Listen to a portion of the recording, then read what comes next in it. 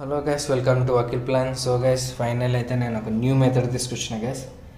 So ఈ method అయితే నా ఓన్ది అయితే కాదు, ఒక యూట్యూబర్లో నేను ఒక వీడియో చూసినాను అనమాట, క్లిప్. అది నాకు బాగా నచ్చింది, నేను ట్రై చేసినాను.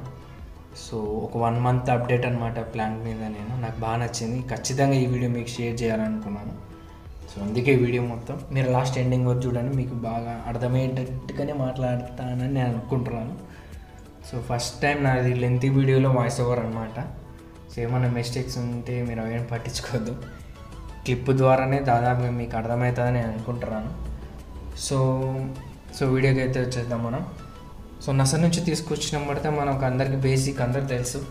సో ఒక 1-2-3 days మనం ఇంట్లోనే పెట్టుకొని మన టెంపరేచర్కి అలవాటు అయ్యేంతవరకు మనం నాటం.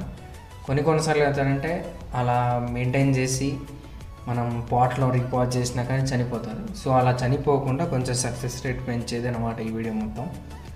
సో మనం ఇప్పుడు నేను చూపించాను కదా ఫస్ట్ క్లిప్లో, జస్ట్ నర్సరీ ఇచ్చిన కవర్ లాస్ట్ మాత్రం కట్ చేసి మొత్తం రీపాజ్ చేసినాను. దాని మెయిన్ రీజన్ చనిపోవడానికి కారణం ఏంటంటే రూట్ రాటింగ్. దాదాపు చూసింటారు మేడం గార్డెనింగ్ చేసేటప్పుడు.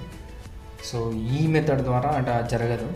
సో జస్ట్ వాడిచ్చిన కవర్లో మాత్రమే నేను వాటర్ పోస్తాను, మిగతా వాటర్ అంతా పాట్లో ఉన్న సాయిల్ అంతా డ్రైన్ వాటర్ తీసేసుకుంటుంది.